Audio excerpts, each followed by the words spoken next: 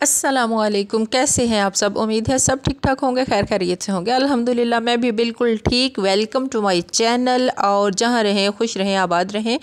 तो आज मैं बना रही हूँ भाई मज़ेदार किस्म की कढ़ी, क्योंकि सहरी के लिए तो फिर सालन चाहिए ही होता है। तो वो चनों का सालन ख़त्म हो गया। अब मैंने सोचा कि फिर से कढ़ी बना लेती हूँ। सब्ज़ी पड़ी हुई थी एक आधी तो, लेकिन वो ड्राई ड्राई बनाने का दिल नहीं किया। और कढ़ी तो ऐसी चीज़ है, सर्दी हो गर्मी हो, गर्मियों में तो स्पेशली बहुत ही अच्छी लगती है।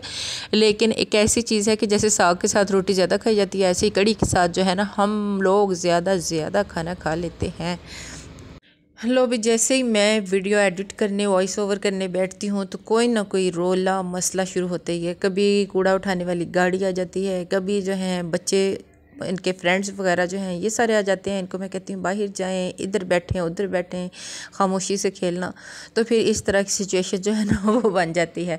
तो खैर यहाँ पे मैंने दही को लस्सी में कन्वर्ट कर लिया है। और उसके बाद मैं उसमें 1 कप जो है वो बेसन का मिक्स कर लूँगी। मैं हमेशा कढ़ी जो है एक कप या 1.5 कप बेसन की ही बनाती हूँ। मतलब अगर 1.5 कप की बनाऊँ तो फिर नेबर्स वगैरह की तरफ भी भिजवानी होती है। तो अब मेरे पास लस्सी कम थी चूँकि, तो मैंने कहा चलें 1 कप ही बना लेती हूँ।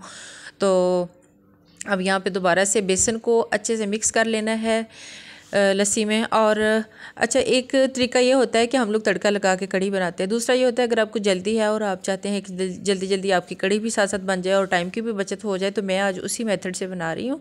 तो उसके लिए सबसे पहले मैंने ये लस्सी में बेसन जो है आपके सामने 1 कप मिक्स कर लिया है। अब इसको अच्छे से मिक्स करना है कि इसकी गुठलियाँ ना रह जाए। लेकिन अभी मैंने मिक्स करने की कोशिश की थी, लेकिन 1-2 गुठलियाँ थी। पर वही बात है कि रमज़ान में बाजू में इतनी एनर्जी हिम्मत नहीं होती। तो फिर मैंने कहा अब खुद ही बीच में दोबारा पकते पकते थोड़ी सी गर्म होगी तो मिक्स हो जाएंगी। तो खैर जी, यहाँ पे मैंने डाल दिया था ये सारा लस्सी और बेसन मिक्स करके। और इसमें दोबारा मज़ीद पानी मैंने डाला है, ताकि ज़ाहिर है ये ज़्यादा पानी होगा जब इसमें, तो फिर ये पक पक के कड़ कड़ के फिर ही कढ़ी बनेगी। तो इसके लिए ना मैंने इसमें मज़ीद पानी जो था वो ऐड कर लिया था। उसके बाद जी स्टोव कर लिया ऑन और इसे रख दिया पकने के लिए। और जब ये पक रही थी तो टाइम की बचत किस तरह होगी, वो इस तरह कि मैंने जब तक ये पकना शुरू हुई साथ साथ प्याज वगैरह जो थे उनकी कटिंग कर ली, टमाटर सब्ज़ी मिर्ची उनकी कटिंग कर ली, लहसुन अदरक का तो पेस्ट मेरे पास पड़ा हुआ था, तो वो फिर वही काम आ गया। तो यहाँ पे फिर मैं एक साइड पे जो था ना इसको तड़का लगाना शुरू होगी। जैसे प्याज वगैरह की कटिंग होगी तब तक वो कढ़ी जो थी वो भी पकना, पंजाबी में कहते हैं रिझना शुरू हो गई। तो वो भी एक साइड पर पक रही थी, कड़ रही थी, रिझ रही थी। तो दूसरी साइड पर फिर मैं ना ये तड़का लगा रही थी।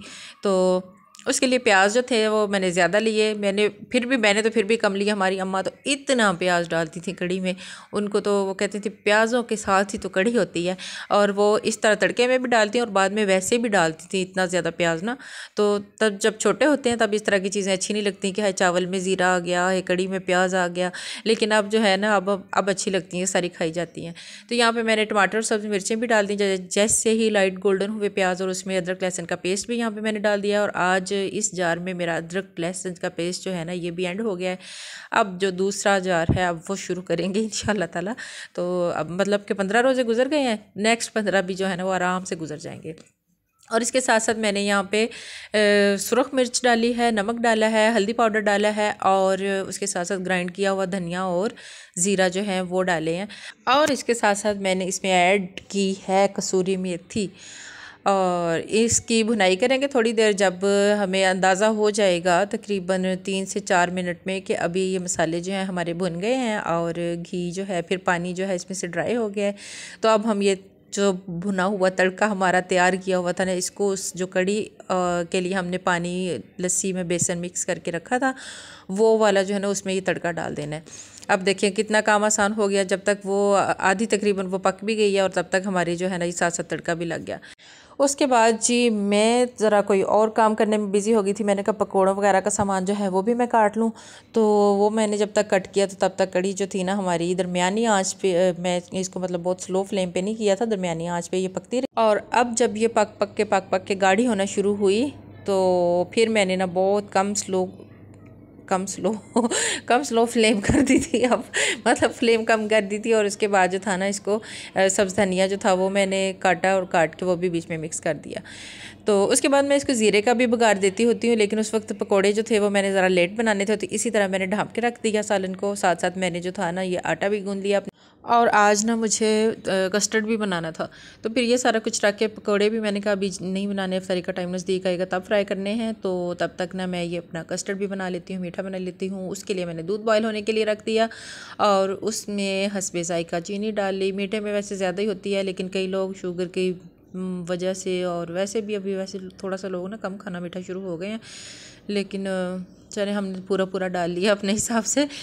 उसके बाद एक साइड पे ठंडे ही दूध में कस्टर्ड पाउडर मिक्स कर लिया था, और ये जो था ना इतना था दूध के, मैंने कहा एक बाउल जो है ना वो कस्टर्ड का बन जाए हमारा। तो अभी यहाँ पे दूध को जैसे ही उबाला आने वाला था तो मैंने इसकी फ्लेम कम की, इसको 1-2 मिनट उबाला आने ही दिया, और उसके बाद ये जो था ना कस्टर्ड पाउडर जो कि हमने ठंडे दूध में मिक्स किया हुआ था वो भी इसमें आहिस्ता आहिस्ता से मिक्स करना शुरू किया।